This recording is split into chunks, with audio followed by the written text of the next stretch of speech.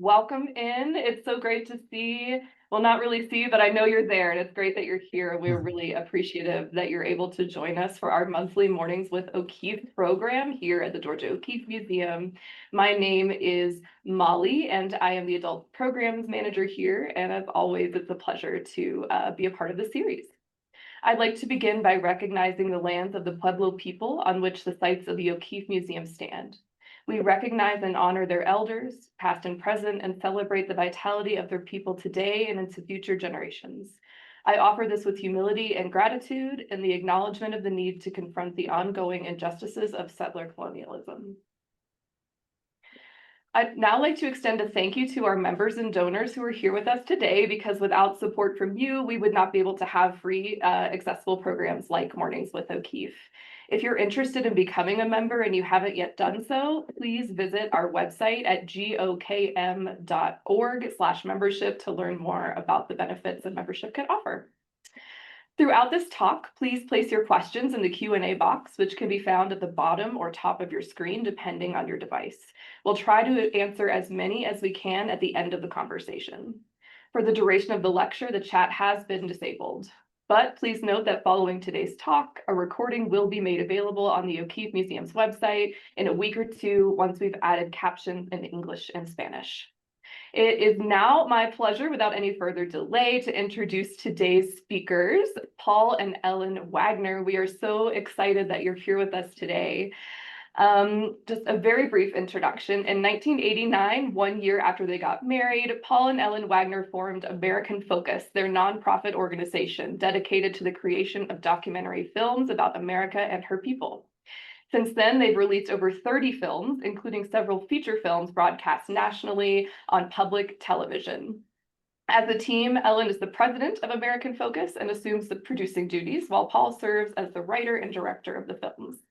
Prior to the formation of American Focus, Ellen worked as a producer for WETA, the public television station in Washington, D.C., and Paul was an independent filmmaker, winning an Oscar and several Emmy awards for his documentary work. Their most recent documentary is Georgia O'Keeffe, The Brightness of Light, which is what we are going to hear all about today, and we are so thrilled to welcome you both. So without any further delay, I will turn things over to you, and just a quick thank you again for being here. Oh, thank you, Molly. And Thanks, Molly. Thank you so much for having us. We're really very excited to be able to do this today. We thought we'd start off with me giving a little bit of background, how we got involved with this film project at all. We live in Charlottesville, Virginia, and we've been here for over 30 years.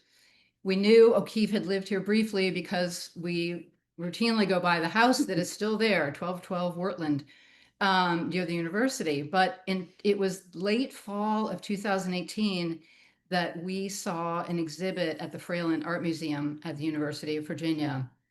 It was called Unexpected O'Keeffe, and it was curated by Beth Turner, Elizabeth Hutton Turner, and her students that fall. And we were just amazed to see this exhibit. It was a small exhibit, but so beautiful and so informative about a part of O'Keeffe's life that we knew nothing about, really, which was her time here in Charlottesville, which stretched over a couple of summers in the early 20th century, 1912 to 1916. So that launched us on the idea of doing something, maybe a short film about just that aspect of her life, because at that point she had not painted in 4 years, and her taking the summer school art class changed her life. So we started with that idea, but as soon as we started doing more research into it, we realized that there had not been a full-length documentary done in decades. So we just launched into that and started educating ourselves and fundraising, and here we are today.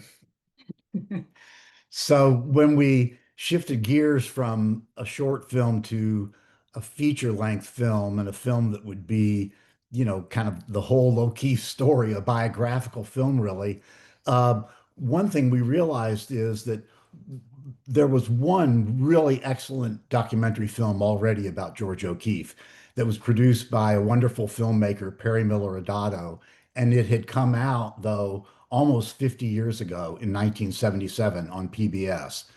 And what had happened, of course, is over those almost 50 years, there had been a huge body of research, exhibits, articles, books, just so much research and information and publications about O'Keeffe that really we realized, and biographies that had been written about O'Keeffe, we realized that there was a huge amount of material that had not appeared in the original film.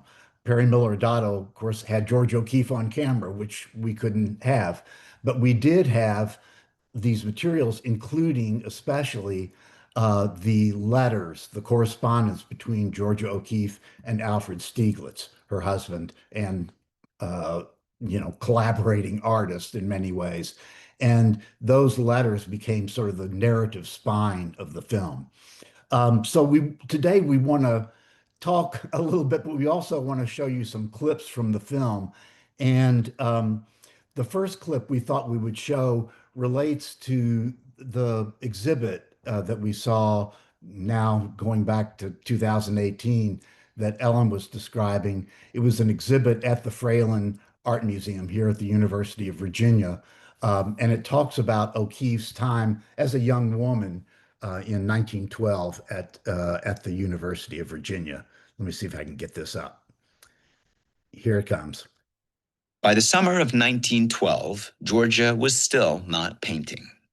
So her sister urged her to sign up for an art class with an eccentric. Let me see. I'm going to stop it. I want to make sure I did this right. Okay. I can hear the, oh, there we go. There we go. Perfect. Yeah, sorry. Sorry, everyone. I'm getting it together here. Okay.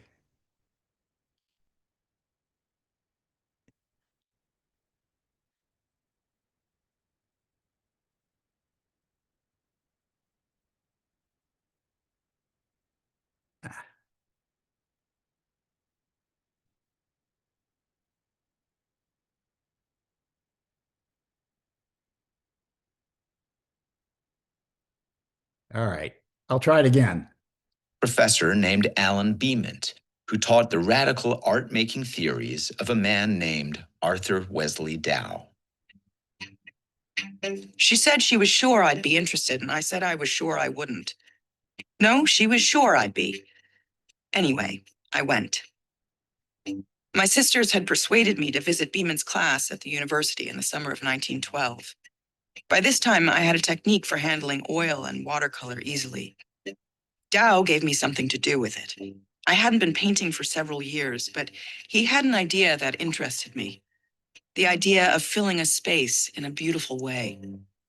Georgia O'Keeffe began again to paint. She filled a loose-leaf notebook with watercolors of the buildings and gardens she passed on her way to class. It was as if someone had opened a door for her. She calls it the new idea that got me started arting again. And she fell into this like a famished person on a feast and became immediately caught up in this approach to art, which was very, very gratifying and nurturing for her. It is this idea that she is going on a voyage of discovery. She is going to pursue something new. Arthur Wesley Dow has a very special place for so many young artists. And what he wanted them to understand was that there were more ways of making a picture than the old-fashioned, realist, illusionistic way. He had this idea, which he gleaned mostly from the study of Asian art. Japanese prints, for instance, were very important to him. Calligraphy was very important. You could look at textiles and patterns. From textiles, you could look at pottery. He was much more about design principles. And she had never heard this notion that really it's you, the artist, and the way you design the picture that creates an aesthetic response in the viewer.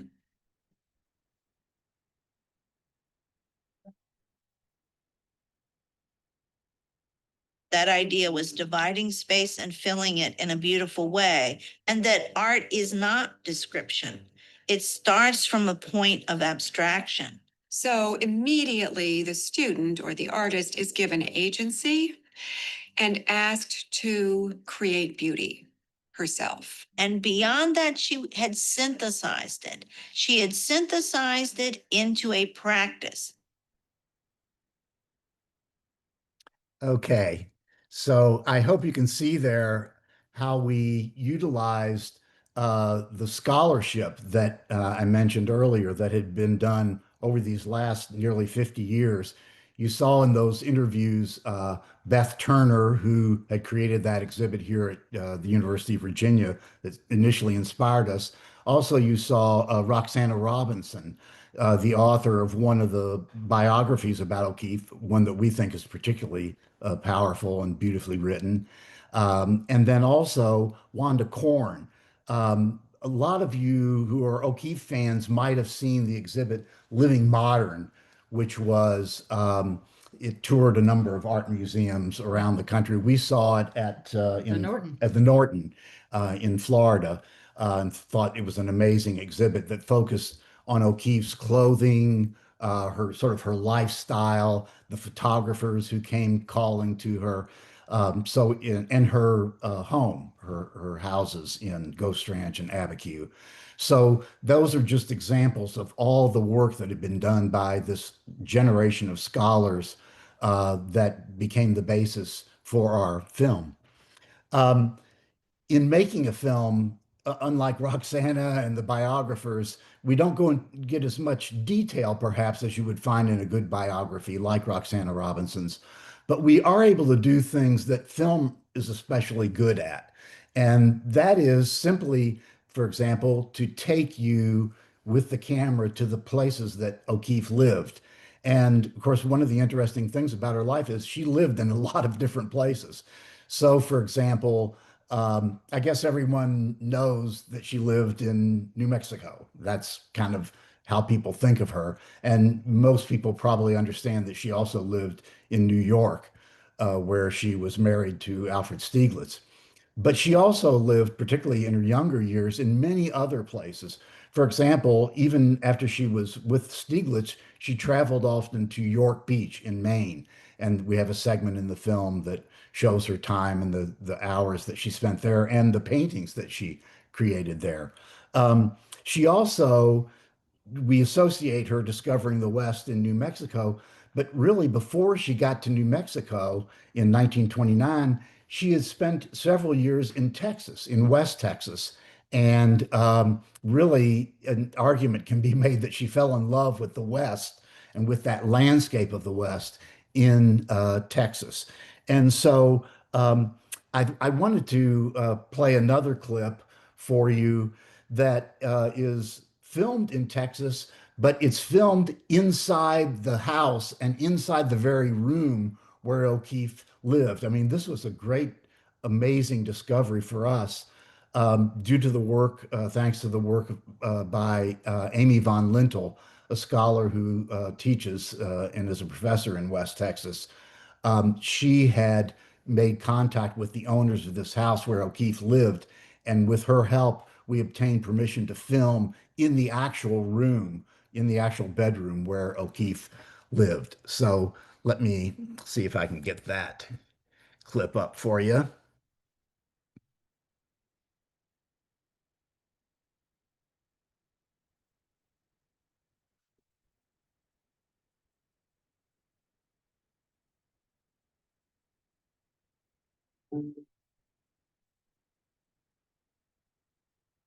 My head has ached all day.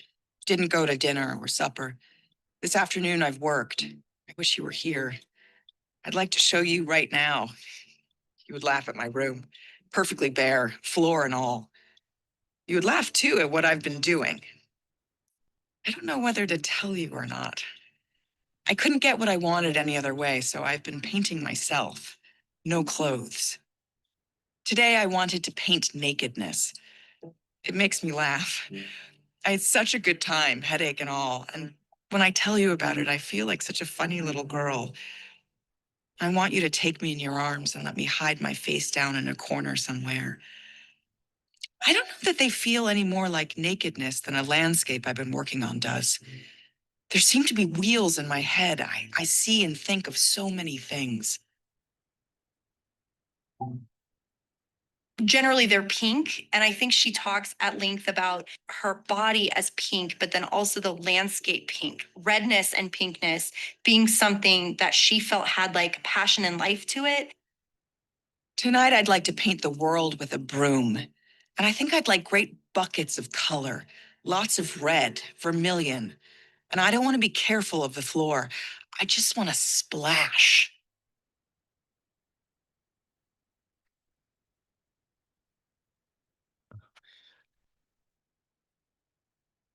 Sorry, we're coming back to you momentarily.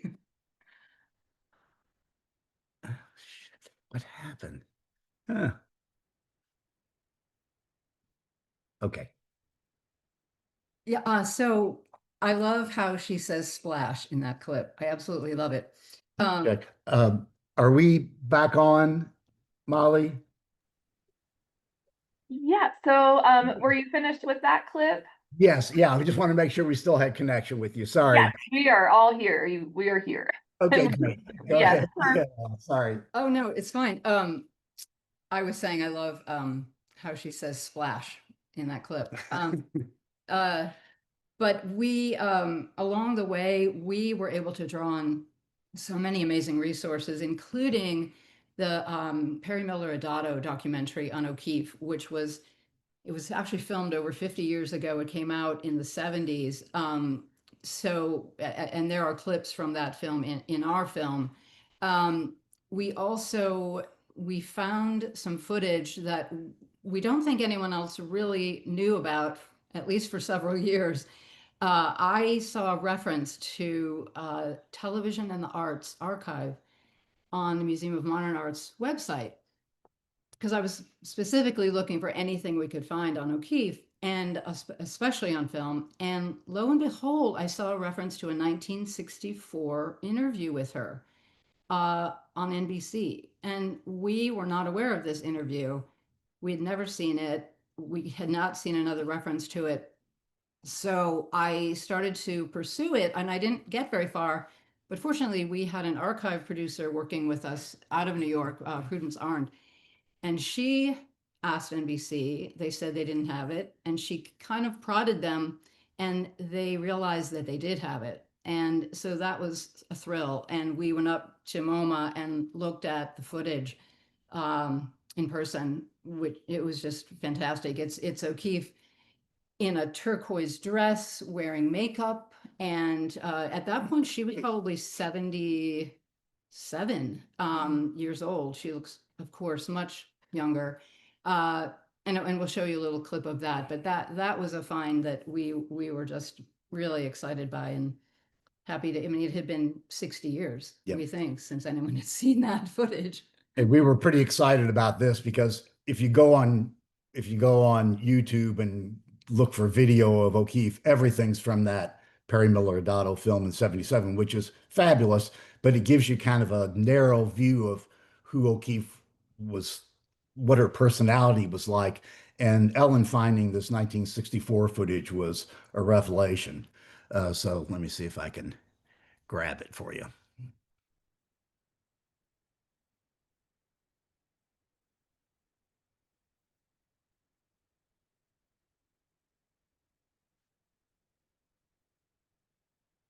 And her own.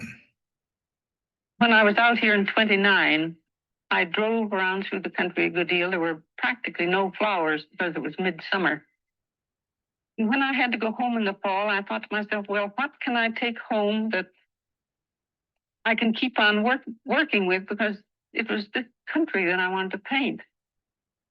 And I had picked up a lot of bones in driving around. I thought, well, I'll take those bones home with me and I can keep on painting bones. And I took home a barrel of bones to Lake George.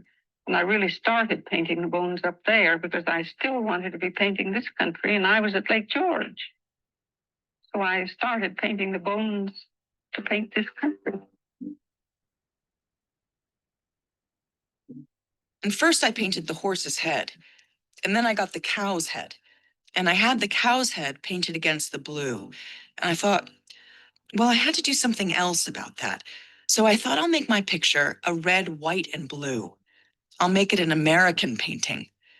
I put a red stripe down either side. Entertained me, but I don't think anybody else caught on to it for quite a while. The skulls and antlers would become some of O'Keeffe's most famous paintings. The bones do not symbolize death to me. They are shapes that I enjoy. Never occurs to me that they have anything to do with death. They're very lively. Okay. I just wanted to mention with that, the 1964 interview, the interview was done by Aileen Saarinen, Eero Saarinen's wife.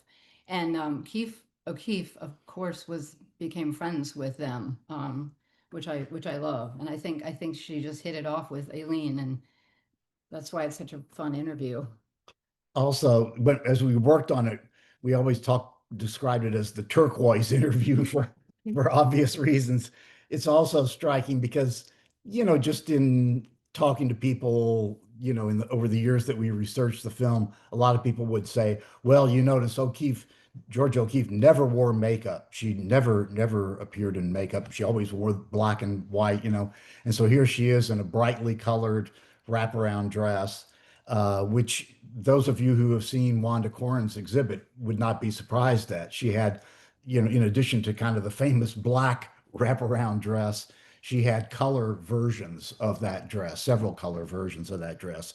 And also, for whatever reason, whether, because it was a film and that was a special occasion, or the filmmaker, Aileen Saarinen, talked her into it, O'Keeffe is, as you may have noticed, wearing lipstick and even eyeliner. So she did at least once anyway wear makeup, although, as most of you realize, that was kind of an exception, I think. So right now, we're showing the film in theaters, art house cinemas and art museums and other art centers across the country. It's already played in over 50 venues across the country and will continue through this year at least, playing in theaters. And on some of those screenings, Ellen and I have gone out and done Q&As, which is really fun, to sit with an audience and watch the film on the big screen, and then, talk about the film afterwards, get their comments and try to answer questions.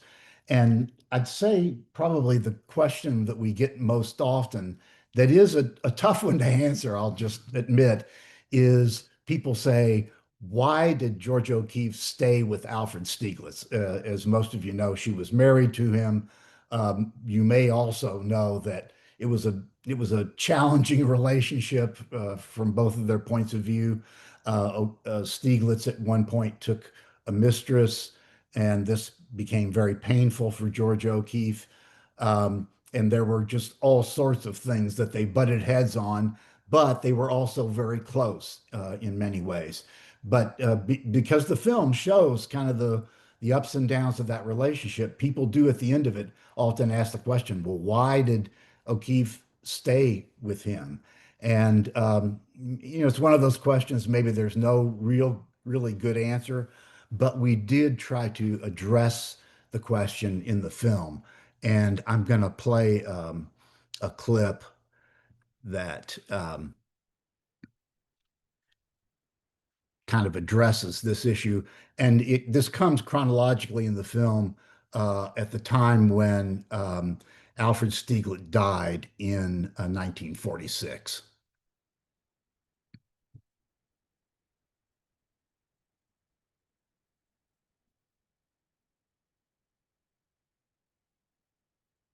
On July 13th, 1946, 2 months after the opening of the show, Alfred Stieglitz died at the age of 82.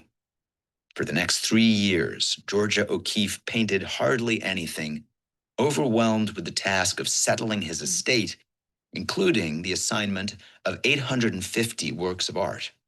Many went to high-profile institutions, the Metropolitan Museum of Art, the National Gallery, and the Art Institute of Chicago. But many went to a less obvious destination, the art gallery at Fisk University, the historically Black university in Nashville, Tennessee. Knowing that their contact with art was often limited to so-called Jim Crow days at an art museum, O'Keeffe made a gift that would enrich the lives of generations of Black students. With O'Keeffe's settlement at the Stieglitz estate, one of the great artistic partnerships in American history was at an end. I think the two of them shared a period of time in which he was being fueled by her creativity and she was being fueled by his. But Stieglitz was a narcissist. He needed to be adored, and O'Keeffe filled that need for a long time. But then Dorothy Norman stepped into the scenery and she was willing to adore Stieglitz. And O'Keeffe needed her artistic and emotional freedom. After she got to New Mexico and got her bearings and things sort of settled down, I think she was kind of grateful to have Dorothy Norman, because Dorothy Norman took care of him while she was away, and he was a complete hypochondriac. But I think their fundamental love for one another was profound, and she accepted the problems that he had as a human being, the weaknesses, and he was committed to her as an artist. He never moved away from that. Her relationship with Stieglitz was filled with negatives and positives, but I think the positives outweighed the negatives. If I were to die today, my last word would be Georgia. And I'm sure that whatever may happen to me or to you, I know that will be my final thought and word. Georgia. And the meaning of this, I only know. And it will be kept mine, not as a possession, but as a sacred vision. Beautiful. So you see what you have done for me. Georgia. Following Alfred's death, he was cremated, and Georgia scattered his ashes under the trees along the shore of Lake George.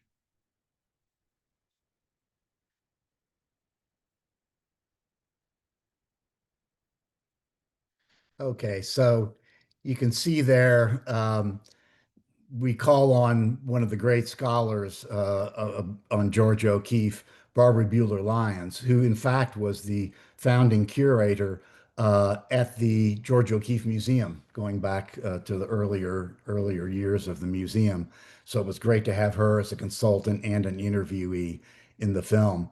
And I think she does a great job of sort of saying, well, this is a tough question to answer. There were good things and there were very bad things about their relationship. On balance, she feels, as you heard, that it was an important and good, valuable relationship for O'Keeffe. But it's one of the things in the film that's very complicated and a little bit controversial.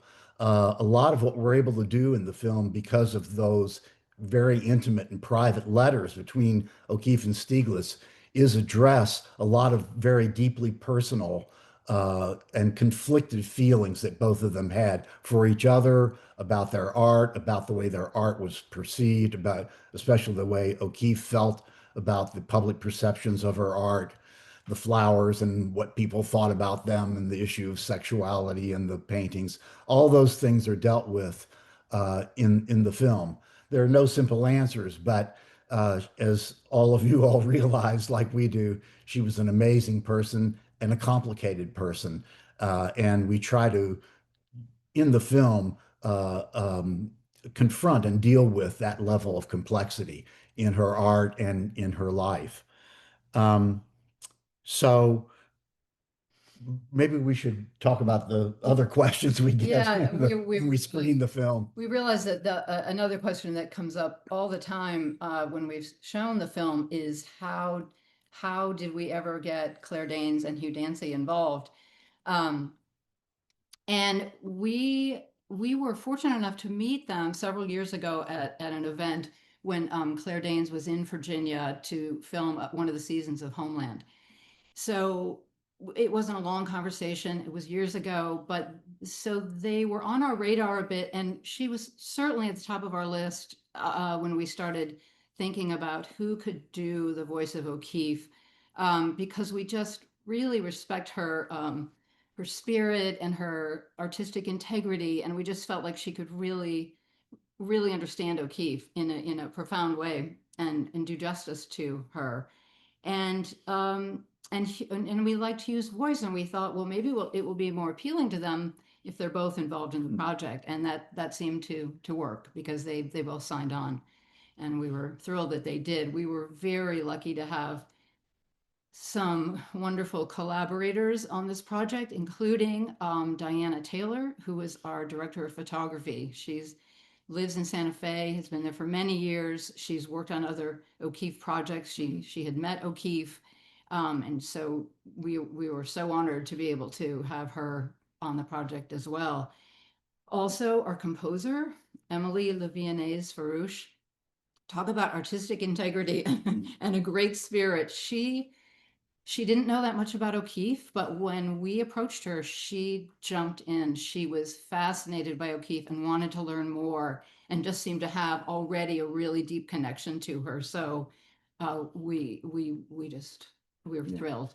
Even though she wasn't really, I mean, she had barely heard of O'Keeffe. It was Yeah. interesting. She was a composer, grew up and trained in France, and still is based in London, where she does her own music compositions, and then also composes music for films. But we showed her a rough cut of the film, a rough cut meaning a kind of a preliminary version, but that has most of the story and imagery there. And when she saw the artwork and when she learned about O'Keeffe's life, she was just totally bowled over, and said, oh, she really wanted to do it, even though she didn't know anything about us, by the way, as filmmakers. But she trusted us, and we're so pleased because her music is a big part of the experience of watching the film. It's one of those things, that they say in the filmmaking world, if you don't notice the music score, that's a good music score. And I think that's true for Emily's score, although a lot of people do notice it and think it's terrific. But she found a way to kind of just glue the film together, if you will. Her music it's kind of ambient, it just creates a mood and a feeling around the artwork and around the old photographs and the footage of the different locations where O'Keeffe lived. So we've been thrilled with her music, with the contribution of Diana Taylor, who shot the film, and people like Claire Danes. In those three cases, three incredibly smart, powerful, sensitive women artists who brought, a huge value to the film.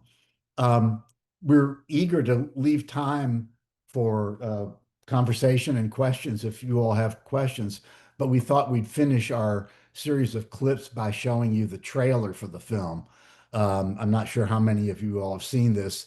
You can always go to the website that we created for the film, georgiaokeeffefilm.com, and you can see the trailer. You can also see a list of the places where the film is currently showing, and might be in a town near you, and also just information about O'Keeffe's life and her art, and also some background about how we made the film.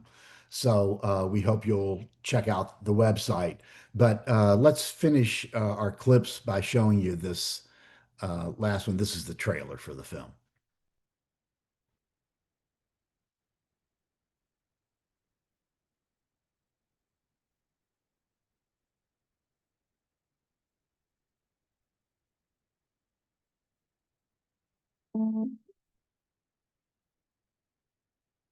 July 9th, 1929. I chose coming away because here at least I feel good. And it makes me feel I am growing very tall and straight inside, and very still. I have not wanted to be anything but kind to you, but there is nothing to be kind to you if I cannot be me. And me is something that reaches very far out into the world and all around and kisses you. A very warm, cool, loving kiss.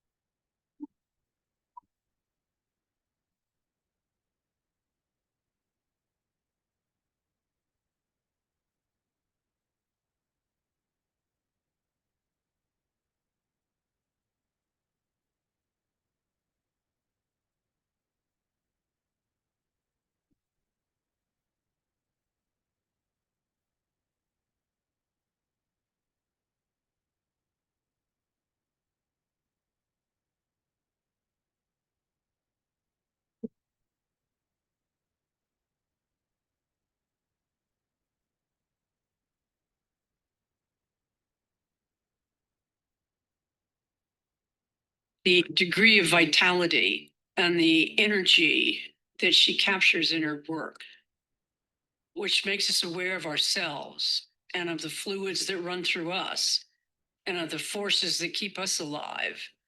I think that will always be appealing. I don't think she ever imagined that she would have achieved what she has achieved and how important she is right now. Very important right now.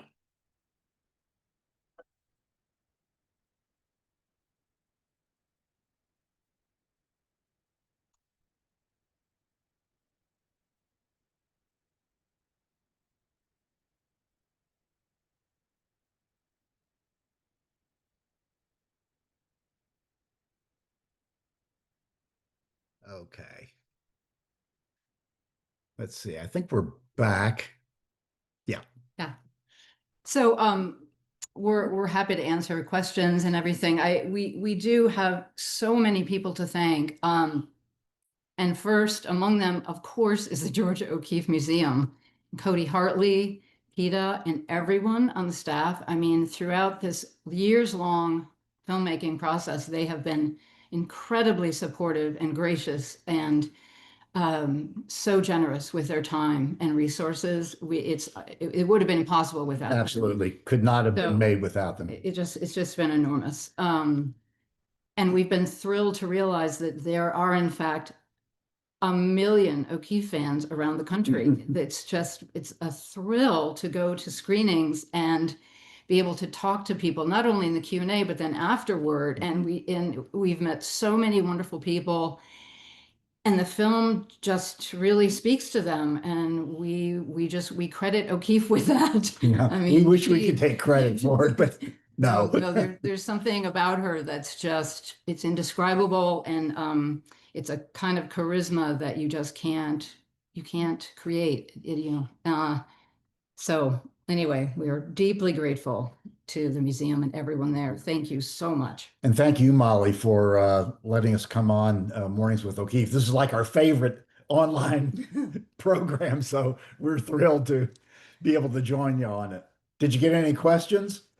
We do have questions pouring in, and I just want to quickly, before we get to them, thank you both again. It has been such a pleasure, and we're so grateful that you've been here to talk about the film. And it's also just so interesting to learn more about behind the scenes, how many people are truly involved, from the director of photography to the composer and all the people behind the film that make something as beautiful. I had the good luck to see it in Abiquiu recently, and it was just so I commend you for a wonderful film. And I know that the already most frequently asked question is, how can people see the film? I think the clips have certainly excited folks, and we have a few people, and we have a Mayumi from Japan. We have a visitor from the United Kingdom, and then of course other folks who are just curious how and when can they learn about when they can see the film. What would you advise for those folks? Right. Well, we are right now very involved with the screenings around the country in cinemas and also museums, and it's doing so well in those venues that we just really want to continue that. So it will be some months before we go to streaming at all, but we do have a distributor who's working on that piece, and we'll also certainly international and international as well. And you can always keep up to date through the website, which is just GeorgiaO'KeeffeFilm.com. And it has our past and upcoming screenings and any other news about that. And also we welcome suggestions of theaters or other venues. We've had many people write to us and say, could you please try to book it here? And we follow up, and we're really happy to do that. We're so in awe of these small theaters really all around the country who are doing incredible work, keeping the big screen available to people. And there's nothing like it. There's nothing like bringing a group together. And whether or not we can be there for Q&A, we can only go to a handful, but there's something about the community gathering to see the film that's really extraordinary. And so I really encourage you to try to do that. And it will eventually stream, but Yeah. it will We'll be a get there, while. but it will be a while. Yeah. And it's so great, as Ellen says, we've found ourselves kind of caught up in a movement among filmmakers of all types of trying to bring back the theatrical experience, the thrill of watching a movie together as a group in a cinema. I know, we're like everybody else. Mostly what we watch is our films and shows on streaming, and we definitely will get the film to streaming eventually. But we do love the idea of the O'Keeffe fan club, and it's a big fan club converging and sitting together in a theater and watching the film together. So it's a great experience, and we're going to continue that probably through the rest of this year, and then next year we'll get to streaming. That is great information. So don't worry. Yes, lots of folks are saying in the chat, oh, will it be near me? Well, so it sounds like they can visit your website to see what's coming up, but that you're also welcome to open to Yeah, suggestions. and also, Molly, one thing that's happening is people in various towns are calling their local art house cinema, which I think most people know what we mean by that, smaller community-based cinema, and just directly requesting the film, and then we get the call from that theater, and we're happy to book it. So that's the other way if people want to be proactive and bring the film to their town. That's a way to do it. That's fantastic. Okay, so everybody, you can make it happen for your Right. town. Right. And we do send a follow-up email after these programs. So we will include the link to your website so it'll be easily accessible for folks so they can see what's coming up or how to get in touch with you. So everyone can stay tuned for that. Let's see. Let's move on to another question here. So we have Ryan asking, aside from the film with the turquoise dress that you were able to use as a part of your piece, are there any other huge surprises that you came across when you were going through all of the archival material? That's a good question. One thing of note that we found, but we couldn't include it in this version, it's in the 3-hour version, is that O'Keeffe was in a car accident early on in Williamsburg, Virginia. There's a little newspaper notice that her neighbor's car turned turtle and out toppled O'Keeffe, and I think at least one sister and her aunt. And we'd never heard this before at all, and happily everyone was fine. But she had a particular relationship with cars, and it sort of started off in a rocky way. Right. This was supposedly the first auto accident in Virginia. Remember, this is early 20th century when there weren't many cars on the road at all, and the roads weren't so great. And so the vehicle she was riding in, which belonged to a neighbor, totally flipped over on its top.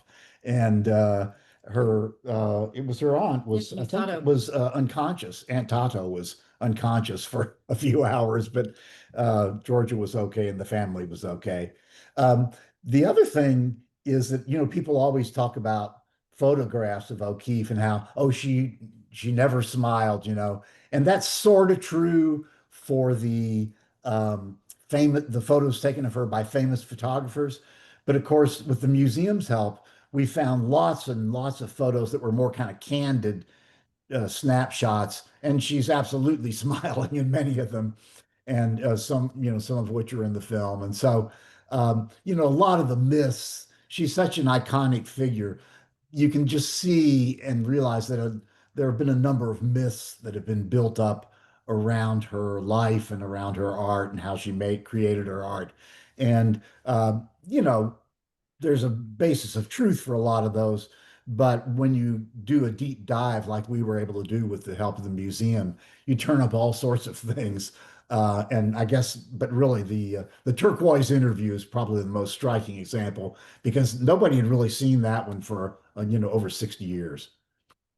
One other surprise for me was just that I had no idea how much international travel she did in her later years. Yeah. Extraordinary amount of travel. So I loved learning that. Literally around the world a couple of times, which was interesting. Yeah. Yeah, she was quite the globetrotter, and was managed to see some incredible places. Those are great. I had no idea about the accident myself, so I'm also learning new things. Let's see. So Lisa has a question, and this is great, I think, because we do get a lot of folks who tune into our programs who are sort of looking for inspiration for their own artistic practice. Oh, yeah. And her question for you is, based on what you've learned as artists yourselves through developing this film, and of course by studying O'Keeffe's life, what kind of suggestions would you offer to folks who are sort of looking for their inspiration to get started again in the arts? It's funny. I feel like I'm going out on a limb to talk about this, but because on one hand, none of us who's going to really say, "Oh, I'm going to aspire to be like Georgia O'Keeffe." I'm not going to say that, you know. But seeing her work, her artwork in more depth, and understanding how her artwork connected to her life and to her personality, I found, just as a filmmaker, as a creative person, to be really, really inspiring. And the main thing, I think, the main effect it's had for me, and I hope maybe it would have this effect for other artists, whatever your medium, is to just embolden you. Uh, you know, I think when we think of great artists, and certainly O'Keeffe is one, you tend to think, oh, they were so talented. It was easy for them. Anytime they sat down to do a painting, it was going to be a great painting. It wasn't really a challenge, but it's not. And when you see the film, and if you just learn through the biographies more about O'Keeffe's life, she described herself as balancing on the edge of a knife, that she always felt, you know, vulnerable and afraid and insecure about her art. I mean, imagine this, over 2,000 paintings, brilliant, celebrated, and yet she was always nervous and insecure about that. And that's interesting and revealing. And to me, I think it's really inspiring because we all feel that way. However good or we are as artists or not, all of us feel insecure about it. And so to me, the one of the messages of the film really is the message of her life, which is feel emboldened. Don't be afraid to express yourself as an artist in whatever medium. That's beautiful advice. I think we could all stand to hear it at some point, whether we have an artistic practice or just we're going about our daily Yeah, lives. whatever you do in life. It's so true. And I think that she is a terrific example of doing things in spite of being frightened or unsure. And so, yes. Let's see. We have a lot of recommendations for small cinemas coming Oh, in, great. which I can send to you after the talk today. So folks do know that we will pass. People can let us know on the website. Also, there's a way they can correspond with us through the website to give us ideas, which we're open Fantastic. to. All right, just they're coming in still, just scrolling through. Okay, another question. Do you have any projects in the works? Is there anything coming up soon that you'd want to talk about, or perhaps not? No, it's we have something that we're starting to work on, but it's too early to talk about it. Right. For sure. Remember, the Georgia O'Keeffe film took us over 5 years. So the next project, we're in month 1 of so it seems a little premature to start announcing it. We think we're good filmmakers, but we are slow filmmakers.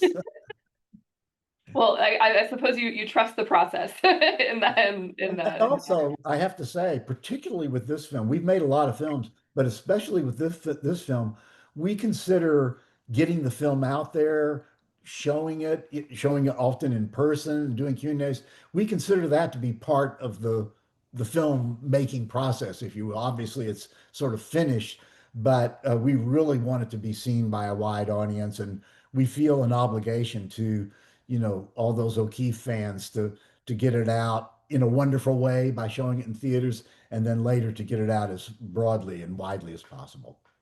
Absolutely. I mean, it's a living, breathing thing, piece of That's whether right. it's a painting or a film. Another question we have, perhaps a bit Yeah, I think, yes. So perhaps a very big question, but a question nonetheless. When folks do see your film, when they are able to visit the theater and see it in person, is there something or maybe even a couple things that you're really hoping folks will walk away with, as far as like a feeling or a thought or something that they say, ah, this film really instilled this reaction in me? Yeah, no, we've heard from a lot of people, honestly, people who are longtime O'Keeffe fans will say, honestly, I thought I knew everything there was to know about her, and I was wrong. And that's always kind of exciting to hear. And in general, many people have a very emotional response to it. They find it deeply moving and uh, very personal to them. And so it's quite something to hear the reaction and what people are sharing with us. And honestly, one of the best screenings we had was with a high school class, an arts and humanities class of high school students, and we figured they really probably not didn't know much about O'Keeffe, and they were so perceptive and connected so closely with her life. It was fantastic to talk to them. They just saw her as such an inspirational figure, and it didn't matter what generation she was. They just connected to her life and her struggles and what she achieved. So it was wonderful to talk to them Yeah. about the film. These were super smart kids in Lincoln, Nebraska, who saw the film, and then we were there to talk to them about it. And as Ellen says, it was really exciting. Um, a lot of O'Keeffe fans are like us. They've known about Georgia O'Keeffe most of their lives, and we mentioned earlier the common questions that we get about the film, but the comment that we most often get is the comment, I thought I knew everything about George O'Keeffe, but I didn't know anything, once they see the film. It's really in depth. And as I mentioned early on, it's based on so much research that's been done by the museum, for starters, but also all the scholars, writers, biographers, curators in art museums. There's been such a huge body of work that we were able to draw on all of that and really create a story that goes into ideas and themes and perspectives and events in her life that even people who are consider them to be great fans were not aware of. Mm. And that's so interesting too. I mean, she lived such a long life and such a prolific one. I mean, there's always something to That's learn. right. And we were just talking about this before we started, that there's just so much. And it's so exciting to hear everyone's different perspectives when they do research her.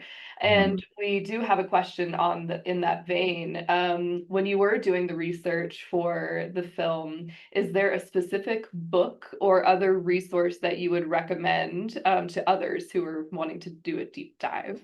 Oh gosh, there are so many. I would even hesitate to single out. Well, I think Roxana's biography, Roxana Robinson, uh, is one of the people who wrote biographies about O'Keeffe. We consider it to be one of the better ones. She's in the film and has some amazing, interesting comments. You saw her briefly in that first clip we played about the University of Virginia.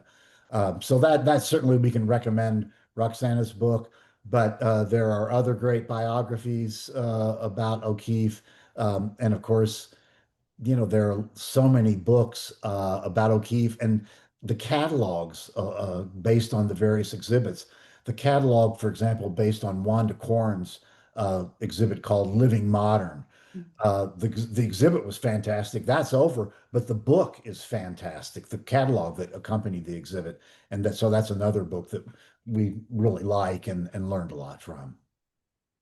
Fantastic. Yes, that exhibit made such a huge impact. It And really so did. Yes, and so yes, reminder to those who are with us that you can still experience that and other exhibits through the catalog, which are beautiful works of art in and of themselves, I think we have time for one more quick question, and I will relay that to you.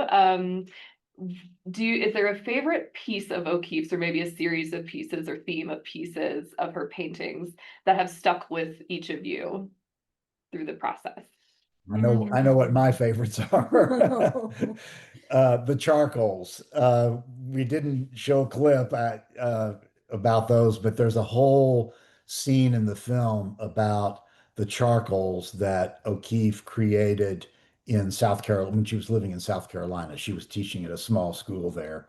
Uh, these are important historically because she rolled them up in a tube and sent them to her friend Anita Politzer in New York, and Anita took them and showed them to Alfred Stieglitz, who, realized immediately how important and how beautiful they were as art, and realized, wow, whoever created these is a major artist. And that was the beginning of his relationship with her, especially his professional relationship and promoting her as an artist. So they're important historically. But a lot of people, even fans of O'Keeffe, had never actually seen the charcoals, and we show a lot of them full screen in the film, and they are really beautiful. We've had a number of people say, "Oh my gosh, I thought I knew everything about O'Keeffe and about her art, but I'd never seen those charcoals, and they are amazing." So that's sort of my favorite of her genre. We associated her with those fabulous oil paintings that sort of started in 1918. The charcoals are from 1915. So a lot of people aren't familiar with them, and they are incredible. They are, and there's a beautiful letter in which she describes being on the floor, and it just paints How this she created them. Yeah. Yeah. yeah, it's just amazing. And how about you, Ellen? No, it's hard, but one thing I love was her almost obsession with painting the door in the wall in the Abiquiu house. I love that she was so enamored of it and just kept painting it. And I kind of love that.